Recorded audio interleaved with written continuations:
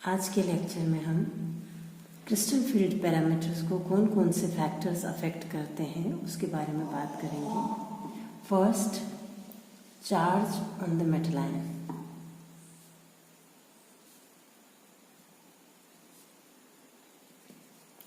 यदि metal ion पर charge ज़्यादा है, वो लिगेंड को ज़्यादा पावर से अट्रैक्ट करेगा, ज़्यादा इफेक्टिवली पोलराइज करेगा और लिगेंड एटम मेटल के ज़्यादा क्लोज आ जाएगा, जिससे कि डेल्टा वैल्यू या D Q value will also increase. अगर उसके एग्जाम्पल की बात करें हम, आयरन सेकंड का कॉम्प्लेक्स है हेक्सा एक्वो आयरन सेकंड, उसके लिए डेल्टा ओ वैल्यू है 10,400 सेंटीमीटर इनवर्स। और यही सेम लिगेंड के साथ यदि आप आयरन थर्ड कॉम्प्लेक्स लेते हैं, इसके लिए डेल्टा वैल्यू है 13,700 सेंटीमीटर इनवर्स। तो आप देख रहे हैं कि क्लियर कट ज़्यादा वैल्यू है जब मेटल एटम पर चार्ज 3 है और यहाँ पर मेटल एटम पर चार्ज 2 है, फेरस एंड बेरियम। और इसका रीज़न क्लियर है। कुछ ऐसा एग्जाम्पल एक एग्जाम्पल लेते हैं हम, जैसे vanadium second and chromium third. इसका वेनेडियम सेकंड का कॉम्प्लेक्स हमने लिया है hexa aquo vanadium second and chromium का हमने लिया है hexa aquo chromium third complex. इन दोनों मेटल आयन के अंदर D3 कॉन्फ़िगरेशन है, इसमें भी D3 कॉन्फ़िगरेशन है। लेकिन यदि आप इसके लिए hexa aquo vanadium second complex के लिए डेल्टा वैल्यू देखें, ये है 12,400 सेंटीमीटर इनवर्स, जबकि क्रोमियम थर्ड के लिए है 17,400 सेंटीमीटर इनवर्स।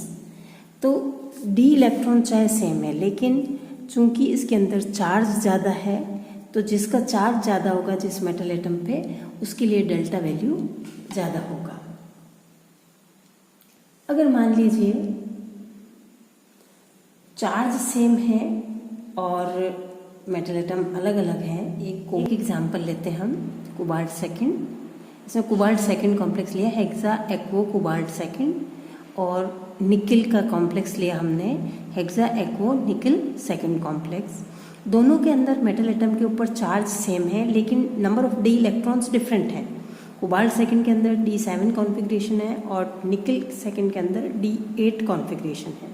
अगर इसके लिए आप डेल्टा वैल्यू देखें तो कोबाल्ट के लिए है 9,300 सेंटीमीटर इनवर्स और निकिल के लिए है 8,500 सेंटीमीटर इनवर्स।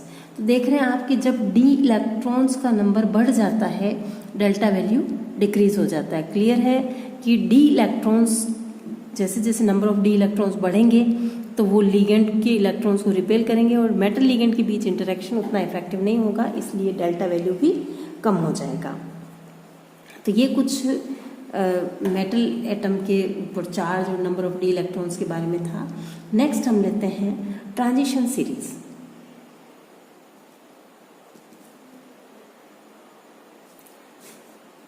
यदि आप 3D ट्रांजिशन सीरीज से 4D ट्रांजिशन सीरीज की तरफ जाते हैं तो लगभग 40% तक डेल्टा वैल्यू इंक्रीज होता है।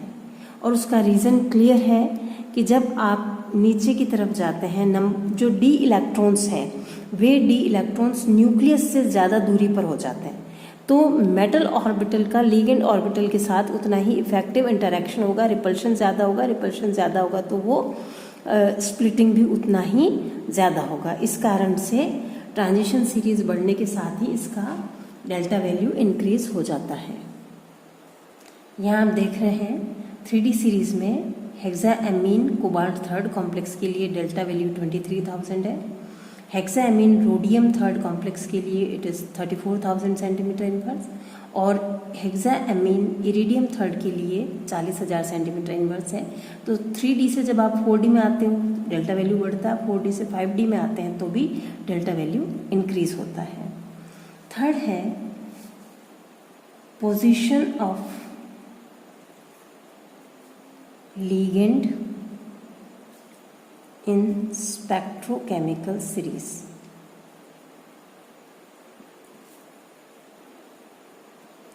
लिगेंड को बढ़ते क्रम में, डेल्टा वैल्यू के बढ़ते क्रम में जमाया जाता है और उसको हम स्पेक्ट्रोकेमिकल सीरीज़ कहते हैं। ये स्पेक्ट्रोकेमिकल सीरीज़ दी हुई है यहाँ पे। Carbonyl, cyanide, nitro, dipyridyl sulphide, pyridine, NH, ammonia, isothiocyanide, aquo, hydroxyl, fluoride, chloride, thiocyanide, bromide, iodide. आप देख रहे हैं कि जैसे जैसे लीगेंड का साइज बढ़ता है या उसकी इलेक्ट्रोनेगेटिविटी कम होती है तो वो स्पेक्ट्रोकेमिकल सीरीज में पीछे की तरफ है और जिनके ज़्यादा हैं वो हायर पोजीशन पर हैं। लेकिन यहाँ पर आप देख सकते हैं कि कार्बोनिल और साइनाइड आयन जिनकी इलेक्ट्रोनेगेटिविटी बहुत ज़्यादा नहीं है लेकिन फिर भी ये स्पेक्ट्रोकेमिकल सीरीज में टॉप पर है। तो उसका रीज़न ये है कि जब मेटल लिगेंड बॉन्डिंग हो जाती है उसके बाद मेटल डी ऑर्बिटल से इनके एंटी बॉन्डिंग ऑर्बिटल में इलेक्ट्रॉन शिफ्ट होते हैं और मेटल डी ऑर्बिटल्स का लिगेंड के एंटी बॉन्डिंग ऑर्बिटल के साथ और ओवरलैपिंग होता है और इफेक्टिव जब ये ज़्यादा क्लोज आ जाते हैं तो डी की वैल्यू और भी इनका इंक्रीज हो जाता है। तो इस कारण से बैक बॉन्डिंग के कारण कार्बोनिल और साइनाइड आयंस स्पेक्ट्रोकेमिकल सीरीज में हायर पोजीशन पर है। ये आपके दे रखा है। ठीक इसी तरह से मेटल आयन के लिए भी एक सीरीज है जिसमें कि आप क्लियर कट अभी अपन ने मेटल आयन को डिस्कस किया था कि जैसे जैसे चार्जेस ज़्यादा हैं या साइज उसका कम है तो वो ज़्यादा इफेक्टिव डेल्टा ओ वैल्यू देगा, डेल्टा वैल्यू देगा। ठीक है।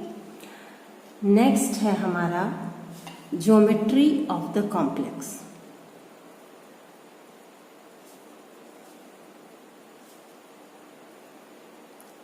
जब हमने क्रिस्टल फील्ड स्प्लिटिंग पढ़ा था मैंने आपसे बताया था कि टेट्राहेड्रल का जो डेल्टा वैल्यू है it is 0.45 of delta O और जो स्क्वायर प्लेनर है delta SP it is equal to 1.3 delta ओ।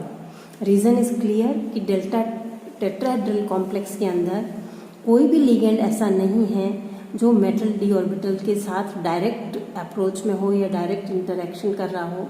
दूसरी चीज़ ये कि डेल्टा ओ के अंदर जो ऑक्टाहेड्रल कॉम्प्लेक्स है उनमें डेल्टा वैल्यू 6 लिगेंड्स हैं और इसके अंदर 4 ही हैं। हालांकि स्क्वायर प्लेनर में भी 4 लिगेंड्स ही हैं लेकिन उनका इंटरेक्शन इतना ज़्यादा इसलिए होता है कि चारों ligands d x square y square के एक्स और वाई एक्सिस पे जो अप्रोच कर रहे हैं वो एक्स स्क्वायर वाई स्क्वायर से काफ़ी स्ट्रॉन्गली इंटरेक्ट करते हैं और इवन EG और T2G ऑर्बिटल्स भी स्प्लिट अप हो जाते हैं, इसलिए उनका स्प्लिटिंग डेल्टा ओ की तुलना में काफ़ी ज़्यादा है। नेक्स्ट फैक्टर है ligand size and it's polarisability. Spectrochemical series को अगर आप ऑब्जर्व करें देख सकते हैं फ्लोराइड ज़्यादा हायर पोजीशन पे है, आयोडाइड कम है। क्लियर है कि जो छोटा लिगेंड होगा मेटल की तरफ ज़्यादा अप्रोच कर सकता है क्योंकि उसमें इंटर लिगेंड रिपल्शन कम से कम होगा, इसलिए वो मेटल की तरफ ज़्यादा क्लोज अप्रोच करेगा और मेटल ऑर्बिटल और लिगेंड ऑर्बिटल के बीच में जितना ज़्यादा इंटरेक्शन होगा रिपल्शन उतना ही ज़्यादा होगा और स्प्लिटिंग भी उतना ही ज़्यादा होगा। तो साइज़ छोटा हो, पोलराइजेबिलिटी ज़्यादा हो तो वो डेल्टा वैल्यू को इंक्रीज़ करेगा।